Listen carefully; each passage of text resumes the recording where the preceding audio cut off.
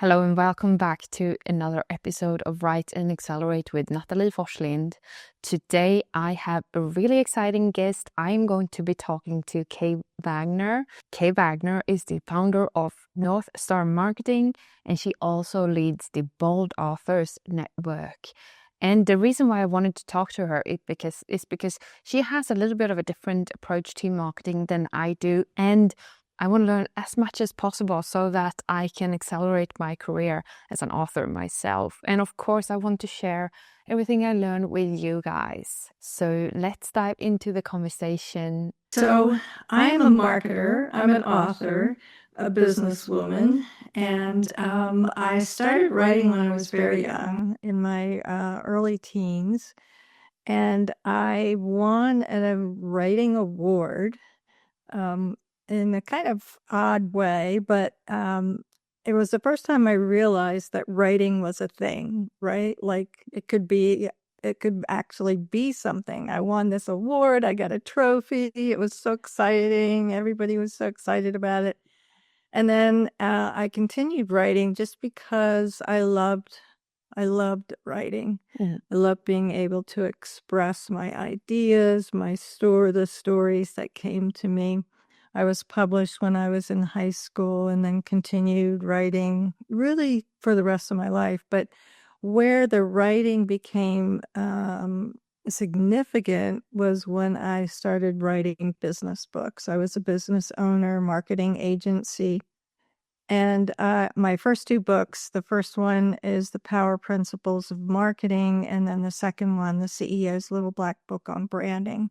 And so those two books really got me in front of large audiences, national audiences in the States, and got me in the right places at the right time. Yeah. And really the books were the introduction to a whole new world of clientele, and literally brought in $1 million clients for our business.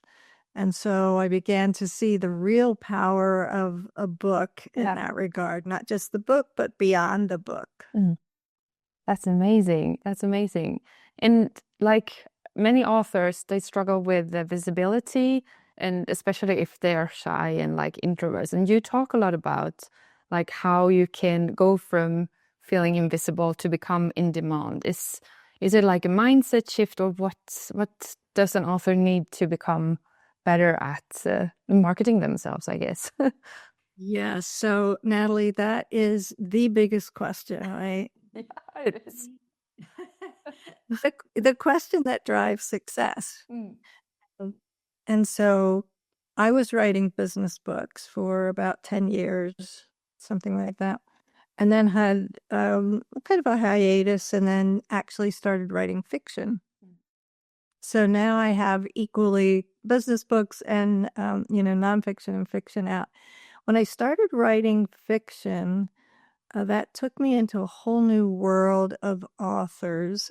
And what I discovered was that fiction authors were not as prepared to do the marketing. As a matter of fact, they hate marketing. Yeah. Just be clear. Yeah.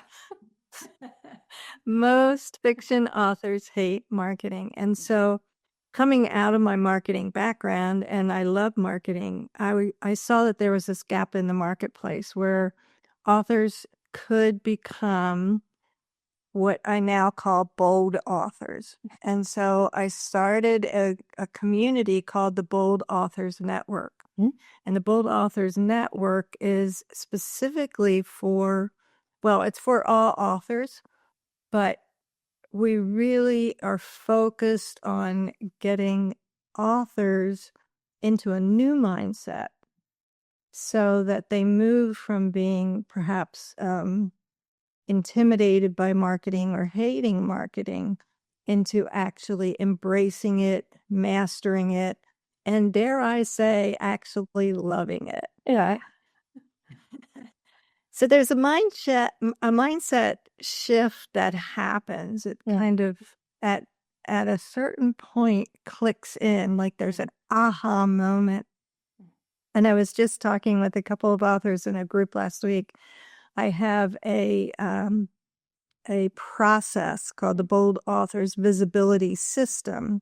So it's really a system for marketing, for visibility. And one of the authors who was in that group was talking about, like, she had this big aha in the middle of this discussion. She said, I finally get it. Marketing is a process in the same way. And she's a cookbook writer. She said, in the same way that cooking is a process. As I was saying, marketing has rules, algorithms have rules. There's a process, there's a system.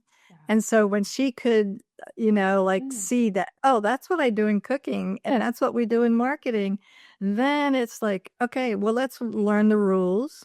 Let's learn the principles. Let's have the mindset shift, occur. Yeah. And then it's much less stress, no anxiety. And so that's really what I'm about now, is really helping authors who hate marketing actually embrace it, master it, and sell more books. That's amazing. That's amazing. Would you say, because I hear like some people say that you should focus on doing a lot of marketing. And since I come from social media marketing background, I love doing marketing. So I'm like, yes, this is fun. Everyone should do it. But I know that other marketers or other people talk a lot more about like you should focus on writing a lot of books and that will market. Like, do you think that there's like or is it like individual? Is it more important to focus on writing or marketing or both? Would you say? Right. So the plan that I encourage for people is based on the marketing principle that when you are marketing a product, right?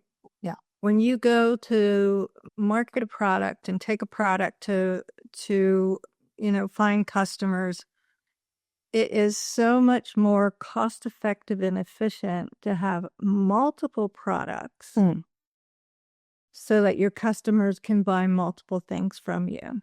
It costs as much to get one product to market as it does 5 or 10. And so from a marketing budgeting perspective, if you have X amount of dollars, wouldn't it be so much better if I could use that X amount of dollars to offer you 5 books instead of 1, right? Because then I get 5 sales from the same cost to me, the same marketing cost. So one of the mindset changes is to look as an author at to look at your books as products, as a product line, and how do you begin to find your audience so that you can offer them this product line.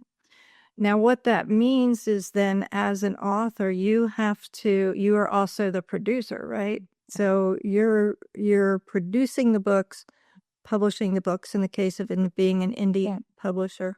Yeah. And then also promoting them. So you really wear a lot of hats.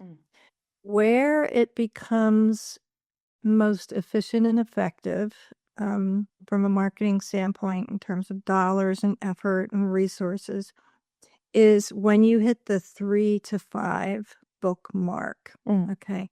Now you can pour all of your time, effort, and money, especially a series. So I am a big series girl. Please, please, please, Natalie's audience, please do a series.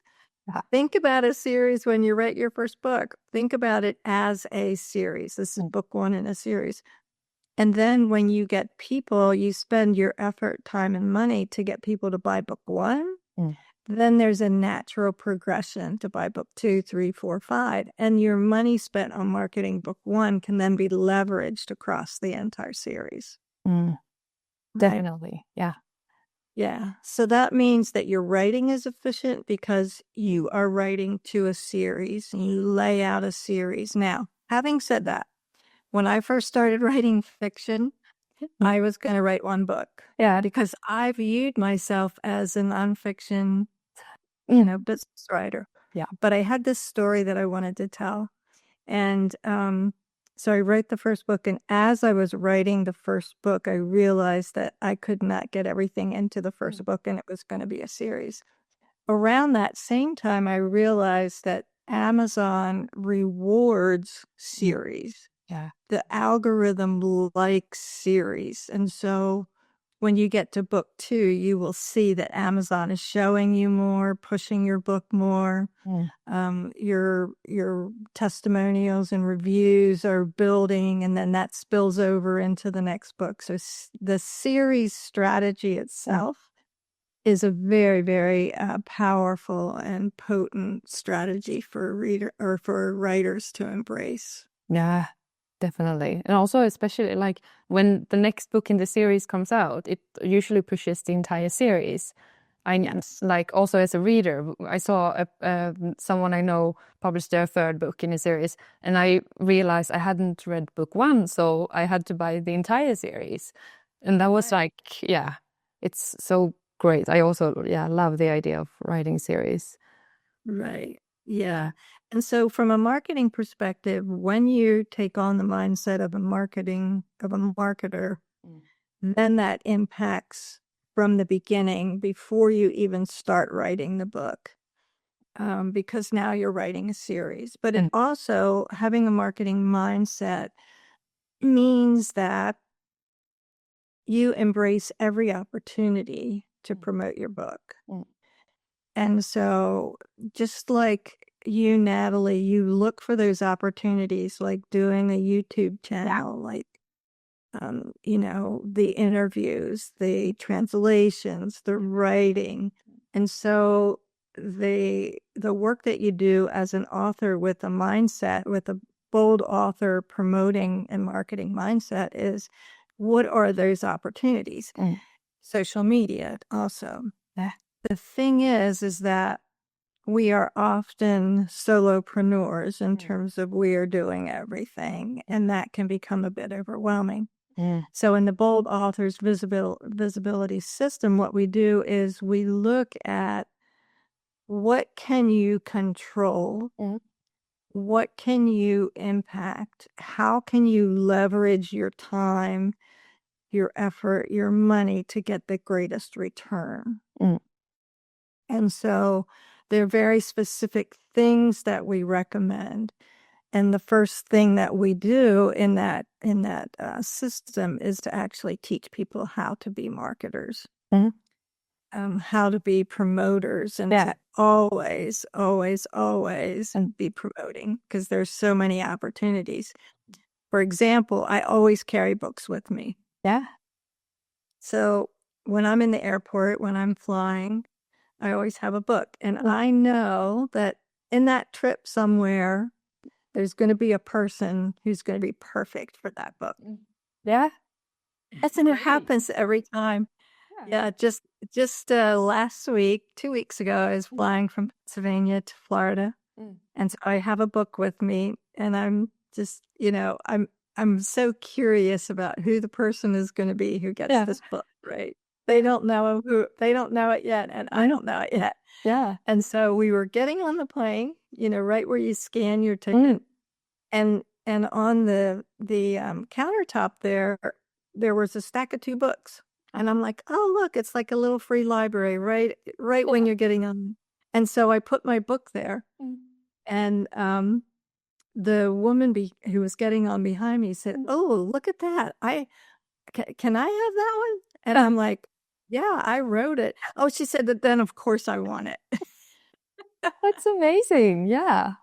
It's perfect. So what I do is, in the book, I have a QR code for a review, and I also stick a bookmark in the front of the book with a QR code on it as well, because I'm giving a book, and I'm, number one, I'm giving visibility, with the book cover, but I'm also giving it in hopes of a review. Yeah. Yeah. I think reviews are very important. And in Sweden, a little bit underrated, I notice, because people haven't really understood Goodreads yet, like Swedish author, but people who write international or like in English, they understand like the importance of reviews in Goodreads and social proof. So I think it's super important. It is. And people make decisions, you know, Yeah. when they're browsing on Amazon, they're making decisions based on the quantity of reviews and the quality of the reviews as well. Definitely. It becomes a very important aspect of it.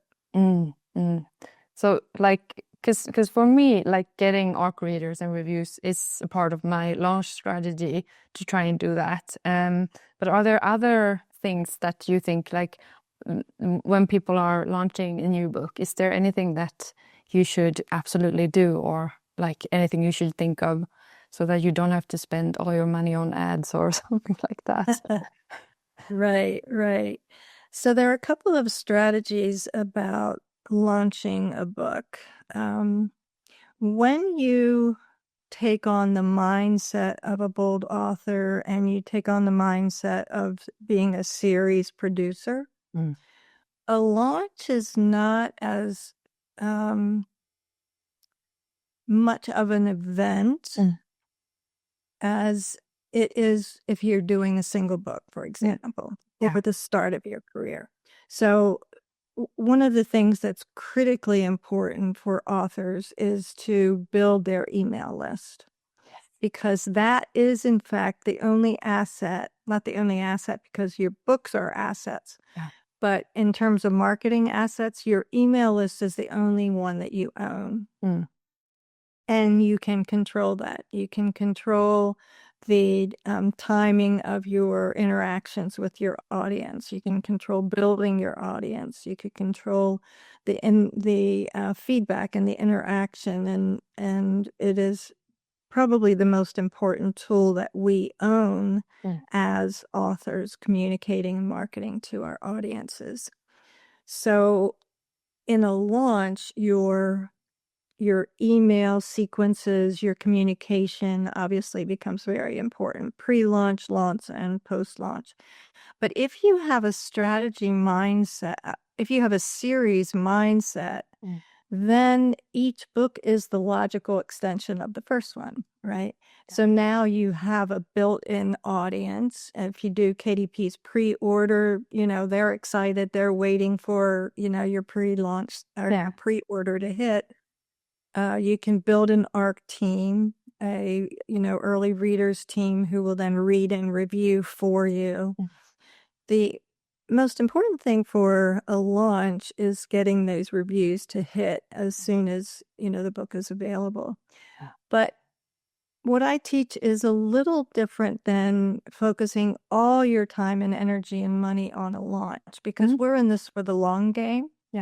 And we want our books to gain momentum and sell every day, to be perennial sellers.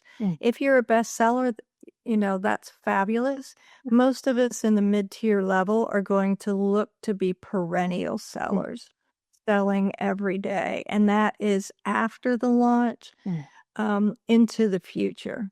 And so if you have a series, you can become a perennial seller. You can be selling books every day. And that's, you know, part of the strength of the series mindset, of the bold author's mindset. So launching can be a really big deal, or it can be another beat in your author journey, right? It can be another, I have another great book out, and when you get to the point where readers tell you, I will read everything you write, then you're like, okay, I launched another book, and away we go, right? So the launch, I think sometimes, because of what it requires of an author who is perhaps a solopreneur who is working solely, I recommend that people don't put all of their eggs in one basket in terms of the launch, because if you don't build a plan that is sustainable, you will fall off the Amazon cliff after about 30 to 60 days. And what we really want are perennial selling books, books that sell over and over and over again. Do you have any like advice on how to keep up the momentum with, you know, launching new books regularly? I have a follow-up question on that. Like, how often should you do it? But also, like, how do you do it without burnout? Because a lot of us start out like having a day job and writing until one day we can hopefully write more and work less. But do you have So that is some heavy lifting to have a day job and also, be a writer. So the thing about series and writing and being able to have work-life balance, to follow your passion for writing and to hold down a job, what that requires from people is planning. Yeah.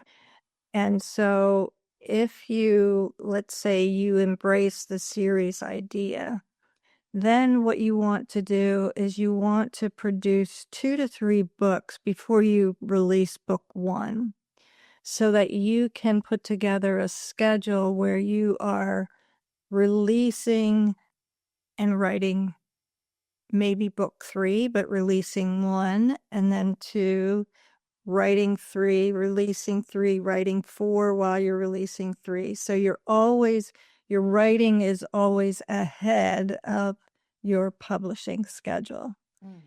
And, that's often called a rapid release schedule, 6 weeks, which is really, really difficult if you're also holding down a job. So the more realistic view is to think about releasing a book a quarter.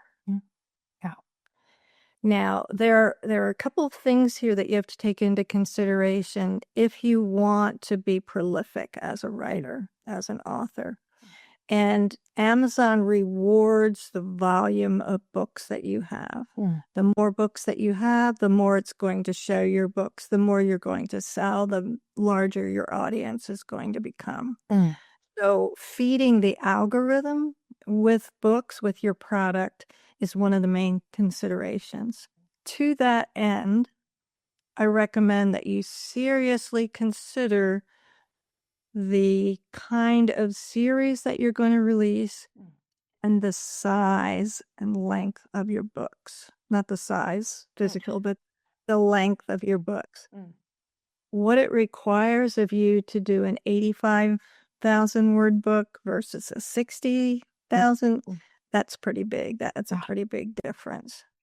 And what I discovered from my readers is that my readers like a shorter book and they like shorter chapters. And I asked them, why do you like shorter books? And they're like, well, I just like to be able to finish a book. And then I can start a new one and I finish that and makes me feel like I have an accomplishment. And then, if it's shorter chapters, I feel like, oh, I'm really going through this book. And this was a new thought for me when I first, started writing fiction, because I thought, well, people don't want to read a shorter book because then it's not as serious of a book. It's not, all that stories that you tell yourself. But what I see happening in the marketplace is that readers really do want shorter books. And so if you can manage to do like a 60, 65K, even 55 to 65K word book, you will be able to write and publish in a faster release manner. And that will help you as an author to build your backlist, to have more books available, to draw people, draw readers back more frequently into your world. That is a great advice. I wrote like a short story as a for promo for my fantasy book, because then I can give away the short story and they can try and see like is this world for me. And it has worked really well in Sweden, at least. I'm waiting for the proofreader to say to send it back in English now, but that is also a way. But it was still 10,000 words, so it was like quite a long short story. So, but I like the idea of because also like if you chase good readers goals as a reader, sometimes you really need the shorter books because I know. I just want something fast. Yes, Know? yes. Yeah. Yeah, it's great. You also talk a little bit about the visibility trap. Can you tell me a little bit about that? What is that, and how do you avoid it? Yes. So, um, so when we talk about the visibility trap, what many authors believe when they first start writing, and particularly in fiction, is that their book will be found. Yeah. And people will somehow find their book. They don't really know how, and people will fall in love with it, and then it'll be a bestseller. Yeah. And that is not how the world works. In fact, the world never worked that way in terms of books. Publishers and I have had books published by traditional publishers. I will not do that again. I like the cadence and the control of KDP of Amazon. It allows me to go directly to my audience, to my consumers. And when I was under contract with a publisher, they did not follow through on the promotional activities that they promised. And so after 2 years, I was able to get my book back, and now it's being reworked and going into second edition, that particular book. But so visibility, if you're not visible, you're not viable. Yeah. If you can't be found, you can't be purchased. And so authors who take on a mindset of a bold author, of being a marketer, being a promoter, know that your book needs to be in as many places and with the greatest visibility as possible. And the trap in that is that if you're not thinking about visibility, you're missing huge opportunities, number one. But there's also the pressure to do everything, and we can't do everything. Yeah. And so we have to do the smart things. We have to do the things that give us a return on our money, a return on our effort, a return on our time. And that means understanding how marketing works, understanding how marketing impacts product development, i.e., as an author, the actual writing and development of the work, how it impacts pricing. Pricing is a key indicator of where your book fits. And then we have, categories, metadata. We have AI now who is, looking at everything. And one of the things that I teach authors is how to increase their digital footprint. So it's like AI has a folder on you, a dossier, and it's stuffing everything that it finds into this folder so that when somebody asks AI, I'm looking for a good book on X, AI finds your dossier, your folder, and says, oh, here's the one you want to read. That's our goal, to be able to have that happen. So visibility is key. If you are not of the mindset that you want to be visible, that you want your book to be visible. And so we also teach it's not just book visibility, it's author visibility. Yeah. And that's why we highly, highly recommend podcast interviews. Yeah. Because readers want to know about authors. Yeah. They want to know why they write, why they were inspired, how they write, do they write at midnight, all the things that readers want to know about authors. Yeah. So being visible is critical. Yeah. Do you have any advice on like how people can start with visibility? Because I also talk a lot about this, and also you need to get your author website so that your name is start ranking on search in search engines and with AI engines and stuff. Like if someone types in your author name, they should find that you're an author, not the fact that you I don't know, what's in the local newspaper when you were 5. That's like, because you want to look professional. But like, should they, like, which end do you think you should start in if you want to gain more visibility? Is it like social media? Is it write more books? Is it a website? Maybe a hard question, but well, it's a question that everyone needs to address, because what you need to do is you need to understand how to split your time. yeah. So if you are at the beginning of your author journey and you only have 1 or 2 books, more of your time should be spent on writing and producing and publishing another book and another book. And then as that ratio of books to marketing, changes, you have more books. So you can rely on your book catalog as you really push the marketing. So this is where series becomes really even more important, because if you're really pushing marketing, you're pushing to book 1 in the series. And then, you can be very focused, right? So then the whole idea about marketing is that, don't just scatter shot and try this and try that and try that, because marketing takes time, it takes effort, and it takes focus. And so what we recommend is to do the things that you can control and do the things that AI will find. So AI finds everything that's written in the nooks and crannies of the internet.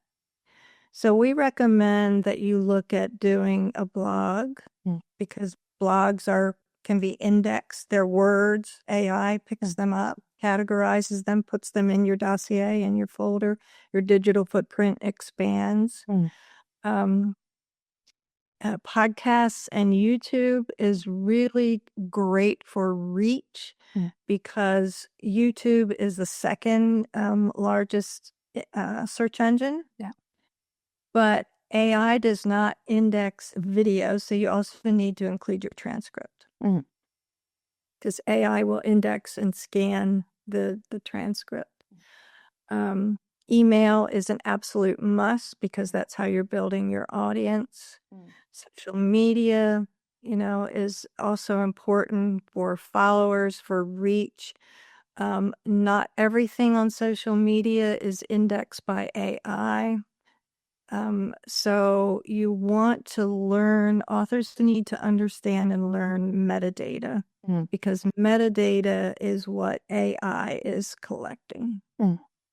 Those, search terms, those keyword phrases, the categories, genres, making sure that when AI sees this press release on you and then this piece of social media, that they can match it up and say, that's the same person, we'll put that in the same folder. And your digital footprint grows that way. Yeah.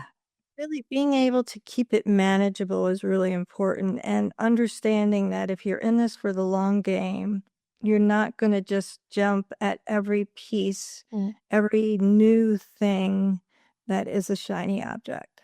Yeah. That if you focus on what AI looks for and keep it to a handful of, 2 to 3 things. And the key in marketing is frequency and repetition. Saying your messaging over and over and over and over and over and over again. Really good marketing gets boring, because you're saying the same thing over and over and over and over again, but it takes so long for the market to really get that, like you're stacking. Think about it like you're stacking all of your messaging. And the higher your stack, the more visible you're going to be, the more the market is going to say, oh, yes, that's her. I want that book. Yeah, definitely. That's really good advice. I think it doesn't it take like 14 times before you even remember a book or an ad or something? Like, it's because we see so much, we get bombarded with messages all the time. So before we end this interview, I would like to ask, like, do you have any advice on how to build a brand? Are there anything that you should think of when you start building your author brand? Because I think for me that's really important. and for my audience as well, to understand that when you become a writer, you become like a brand, and like you're doing this as a business. It's not, I mean, if it's just for fun, then they're not watching this episode. Right. Yeah. So the same thing applies for branding in terms of being consistent. Yeah. So you will establish a style, a tone, the way that you come across and interact with your audience, with your readers, the look that you use. And that look is obviously is, a logo, can be your name in a certain font, used in certain colors, those kinds of fundamentals for brand building.